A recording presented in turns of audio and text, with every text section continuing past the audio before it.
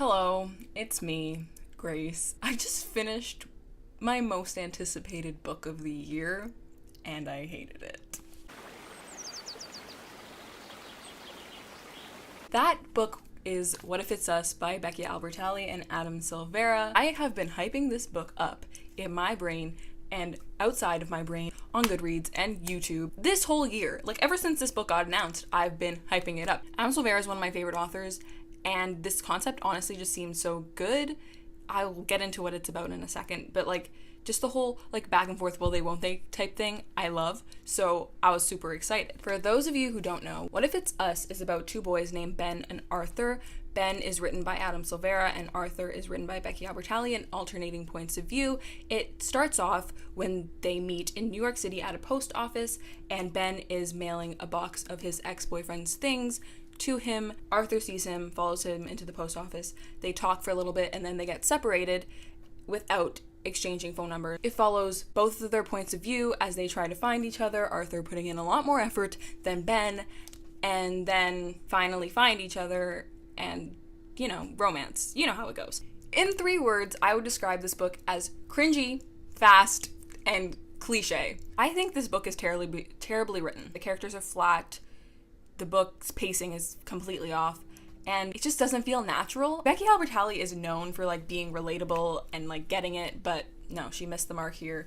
Adam Silvera, I think, is known more for his plots, and I mean, this plot was good, it just wasn't well executed. So let me go into more details. If there's a big spoiler, I will warn you, but it's pretty minuscule what I'm going to talk about. Adam Silvera and Becky Albertalli both have really bad cases of teen imposter syndrome, and I don't know if that's an actual thing, but what I think of it as is authors trying to relate to the teens using excessive slang and pop culture references. It is so awkward. If you look throughout this book, there is so many Harry Potter references, so many Hamilton references. You could find one on each page. I'm not even kidding. Like, take out all those references, the book would be 200 pages shorter. I have a couple examples.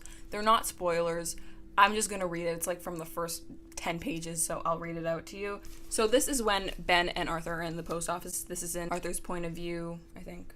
He's Miles again, so of course I notice his lips, which are shaped like Emma Watson lips. Emma Watson lips, right there on his face. What? I don't want to imagine Emma Watson lips on a boy's face. Like, that's a terrible descriptor. Here's another scene from later in the book. This is a scene between Arthur's 2 best friends, Jesse and Ethan, and Arthur and Ben. So Ethan's talking at the beginning of this. He says, "I like this guy," Ethan says, pointing at me.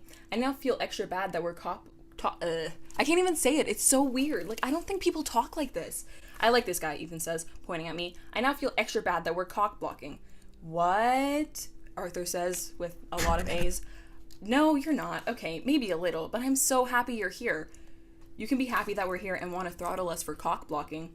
I am that." Like, do people use the word cock blocking these days? Like, I haven't heard it in 10 years. It's just, I can't. It's so cringy. Like, I'm uncomfortable. Anyway, second, this book is fast. And by that, I mean it's fast paced.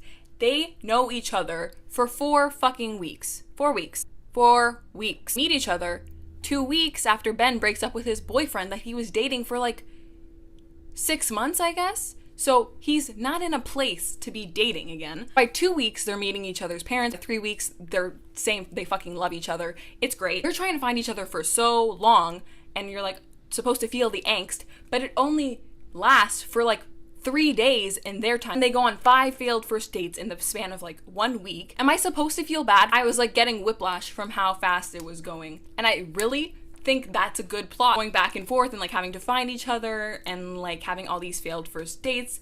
It's cute, but it's not cute if it takes place over 1 full fucking week. I really wanted to like this book, but it doesn't work.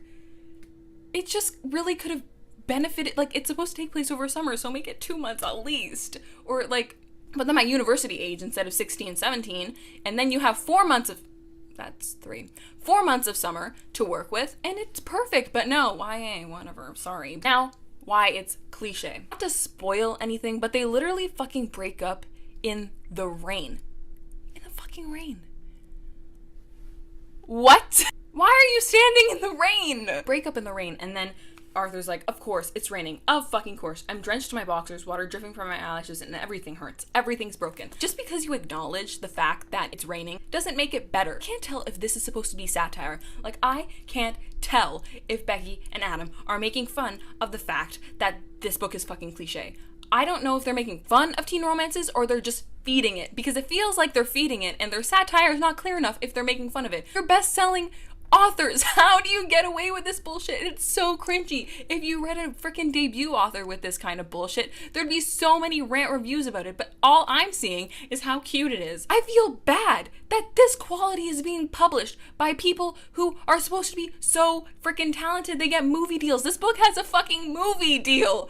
And I'm yelling. Now I want to talk about the characters and the fact that they're flat and they are so one-dimensional that I don't even know them, and I just read 400 fucking pages about them. I only know one characteristic about Ben and Arthur. Ben is pessimistic, Arthur is optimistic. That's all I fucking got. Because of this, it's so fucking hard to understand why they care about each other so much. Why are you obsessed with this guy you met for 5 minutes in a post office? What is it about him? Let me read another quote. This is literally when they just first meet. He's like, and I do it. I follow him into the post office. It's not even a decision.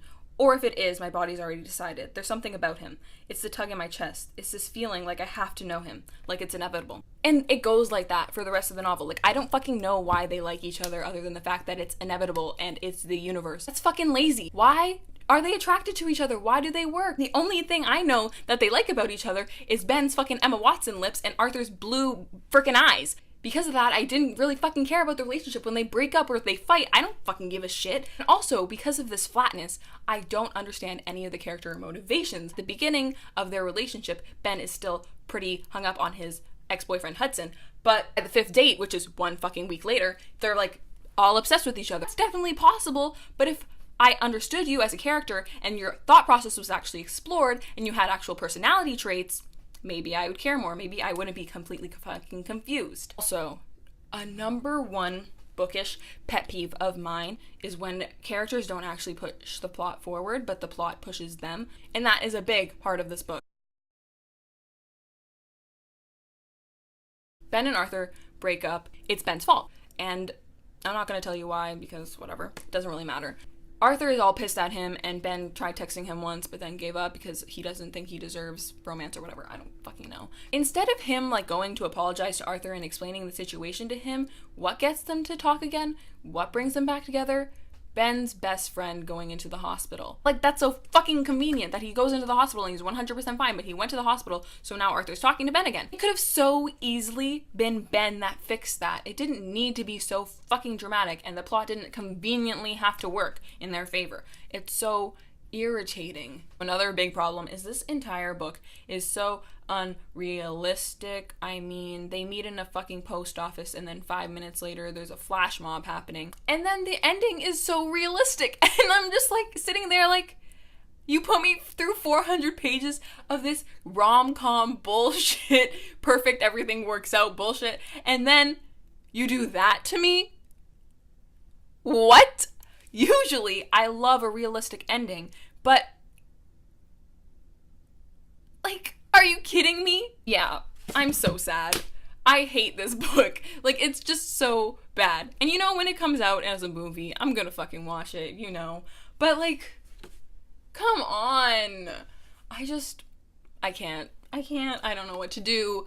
It's just so bad. So, to answer the question, I don't think this book is worth the fucking hype. I hate that I hate it, but it's true. Making this video pains me, but I have to get it off my chest because I'm so angry about it. Being said, I do think that they did a good job making it like seamless and not making it seem like 2 authors wrote it. I don't know if that's a good thing because that probably means the point of views blend, but whatever. If you like cute contemporary romances that make no sense and you don't really care about plot continuity and like realism until the very end, or like cringy bullshit or flat characters, give this a read.